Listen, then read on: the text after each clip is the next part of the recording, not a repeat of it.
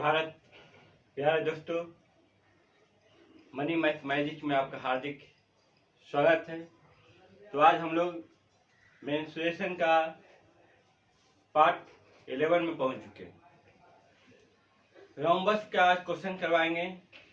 समचतुर्भुज square से convert make bye angle के विपरीत में होता है, उसको हम रोम्बस कहते हैं, जो आपको थ्योरी फार्मूला के बेस में करवा चुके हैं। तो देखते हैं क्वेश्चन के साथ में हम लोग, तो आपको क्लियर कॉन्फिडेंस ज्यादा आएगा। एक समचतुर्भुज के विकर्ण 24 सेंटीमीटर और 10 सेंटीमीटर है। इस समचतुर्भुज का परिमाप तथा क्षेत्रफल ज्ञात है। बहुत अच्छा। एक समचतुर्भुज के विकर्ण 24 सेंटीमीटर और 10 सेंटीमीटर। आपका विकर्ण दिया हुआ समचतुर्भुज का विकर्ण दिया हुआ एक 24 एक 10। अब कहता है इसका परिमाप और क्षेत्रफल ज्ञात करने। समचतुर्भुज होता कैसा? स्क्वायर के एंगल रूप में हम लोग कन्वर्ट करते हैं।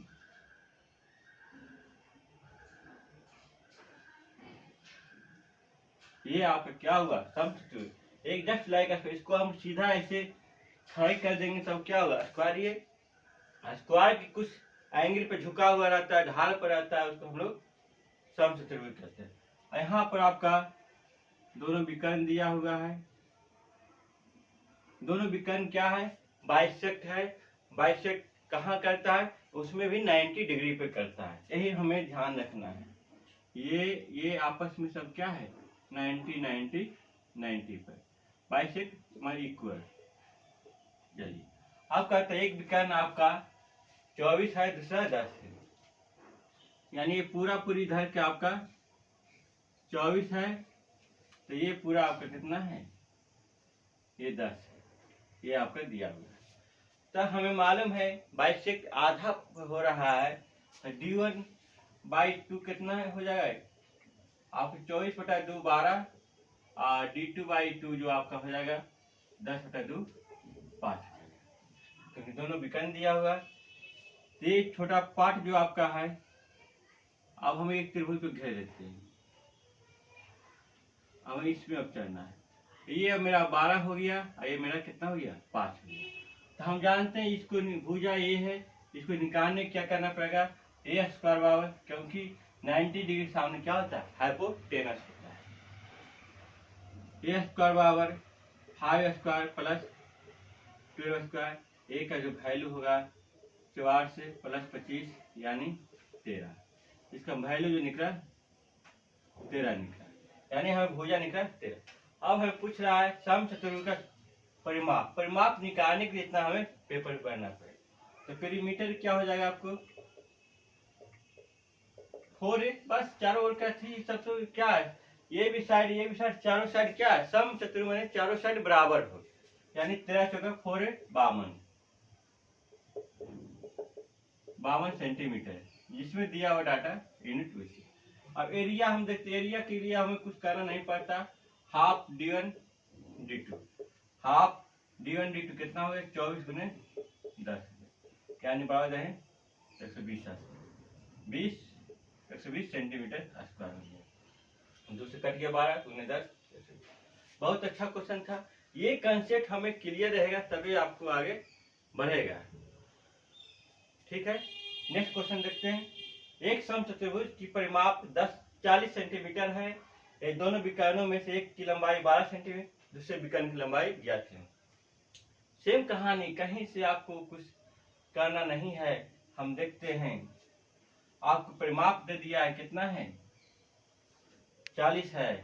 ये दोनों विकर्णों में से एक की लंबाई आपको 12 है, तो दूसरे विकर्ण की लंबाई हमें ज्ञात करना है। हमें देखता है, बस फिगर आप ड्रा हमेशा कीजिए। फिगर ड्रा किए तो हमेशा आपको कॉन्फिडेंस देगा। फॉर्मूला रटने से कुछ नहीं होता, फिगर आपको ड्रा होनी चाहिए।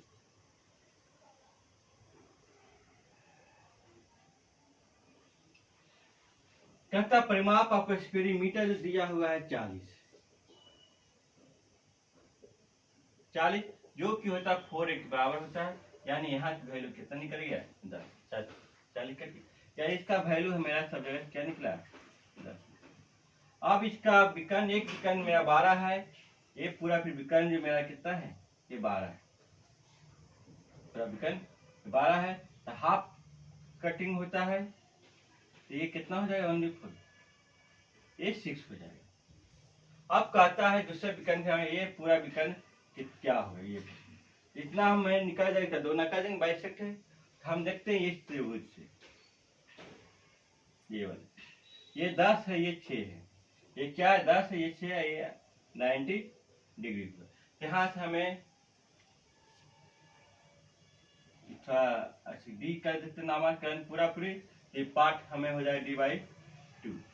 यहाँ से d/2 का जो वैल्यू निकलेगा √10² माइनस 6², 10² माइनस 6, क्योंकि पाइथागोरस प्रमेय के यहाँ भी यूज है। पाइथागोरस प्रमेय कहीं छोड़ता नहीं, आपको मेन सोल्यूशन ज्योमेट्री जहाँ भी आएगा सभी जगह चलता रहेगा, खास कर आपको त्रिकोणमिति भी यूज होता है। यहाँ देखते हैं 100 माइनस 6 यानी √64, यानी डी का जो मान आया d/2 का मान 8 है। कितना है, d/2 का मान जो आया 8 है। अब हमें इतना का मान 8 थे, पूरा का मान कितना है, 8 दूनी 16 है। इससे हमें डी का मान 8 दूनी 16, इसमें सेंटीमीटर से हमें सेंटीमीटर में। बहुत अच्छा क्वेश्चन है। फॉर्मूला बेस आपको है, फॉर्मूला हमेशा याद रखना है। फॉर्मूला फिर रटने का चीज नहीं, कुछ कंसेप्ट कैसे होगा हम कहते थे जाके, इस केस में आपको दिया हुआ था तो फिर ए निकालने के लिए निकाल लेते डायरेक्ट अंडर रूट, इससे भी आप निकाल सकते हैं। भुजा बराबर √d1/d2 का स्क्वायर प्लस d2/2 का स्क्वायर, इससे भी निकाल सकते हैं। इससे यहाँ से भी निकाल सकते हैं। देख लीजिए इस क्वेश्चन में d1/2 कितना हुआ, 12 का स्क्वायर प्लस 5 का स्क्वायर, यहाँ 13 आया, भुजा निकल गया, इससे भी निकाल सकते हैं। मगर कंसेप्ट आपको क्लियर होना चाहिए। ठीक है, हम लोग आते हैं नेक्स्ट क्वेश्चन की ओर। तो नेक्स्ट क्वेश्चन की ओर हम देखते हैं। एक चतुर्भुज का क्षेत्रफल 256 सेंटीमीटर स्क्वायर है और उसका एक विकर्ण दूसरे विकर्ण से लंबाई में दुगना है, तो उसके बृहत्तर विकर्ण की लंबाई क्या है। यानी कह रहा है आपका एरिया दिया हुआ है, चतुर्भुज का एरिया 256 है, उसका एक विकर्ण की लंबाई दूसरे विकर्ण की लंबाई से दोगुना है, तो उसके बड़ा विकर्ण की लंबाई ज्ञात है। यानी ऐसा है फिगर,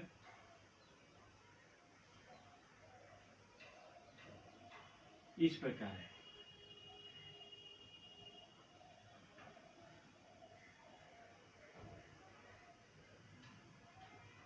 इस प्रकार ये आपका d है, तो ये आपका क्या है 2d, ये पूरा d है तो ये आपका 2d, यही कह रहा है एक दूसरे का दुगना है। ये बड़ा विकर्ण हुआ, इसी का वैल्यू हमें ज्ञात है। तो हम जानते हैं हाफ d1 d2 क्या होता है, एरिया होता है।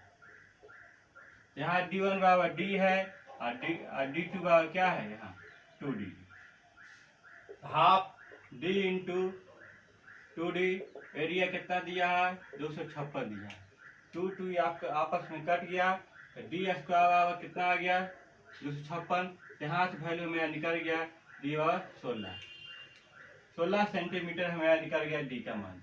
तो कह रहा उसके बेहद से बड़ा विकर्ण का वैल्यू, यही बड़ा विकर्ण d2 है जिसका वैल्यू 2d होता है, तो 2 × 16 आपका 32 सेंटीमीटर। बहुत अच्छा क्वेश्चन है, एग्जाम में आता है ये। सेम क्वेश्चन यहाँ देखते हैं। एक समचतुर्भुज का क्षेत्रफल 96 सेंटीमीटर स्क्वायर है, उसके एक विकर्ण दूसरे विकर्ण का 4/3 है, तो समांतर भुजाओं के बीच का दूरी ज्ञात है। बहुत अच्छा कहता है समचतुर्भुज का क्षेत्रफल जो 96 मीटर स्क्वायर है, उसके एक विकर्ण दूसरे विकर्ण का 4/3 है। अब देखते हैं सेम कहानी, यहाँ से फिगर ड्राई जोड़ के, फिगर ड्राई करने से आपको कॉन्फिडेंस आएगा। ये आपका डी है तो ये आपका 4/3d, यानी d1 का वैल्यू आपका d रखे हैं और d2 का मान 4/3d। यही कह रहा है यहाँ पर एक विकर्ण दूसरे विकर्ण का 4/3 भाग है, 4/3 हो गया। अब यहाँ से area half d1 d2 formula के साथ आपको d का मान d हो गया और 2d d2 का मान 4/3d, वैल्यू मेरा 96 है। यहाँ से आपको कट गया 2496, यानी डी स्क्वायर बराबर जो वैल्यू निकला मेरा 24 गुने 3 6। यहाँ से डी का जो मान आएगा इसको हम लिख सकते हैं 6 गुने 4 गुने 6, यानी मेरा वैल्यू जो आएगा डी का मान 12 आ गया, 6 इसका रूट 2। मेरा विकर्ण जो निकला डी निकला। अब करा तो समांतर भुजाओं के बीच का दूरी ज्ञात कीजिए। एक कहा नहीं है यहाँ पर कौन सा छोटी विकर्ण बात की आपको बहुत से कोई फर्क आपको नहीं पड़ेगा, सब के सब आपको यही पूछता है, क्योंकि यहाँ पर आपको भुजा जो है बराबर है। भुजा क्या है? बराबर है। यहाँ से हमें ये कहता है, एक और जानते हैं एरिया बराबर ये हाइट,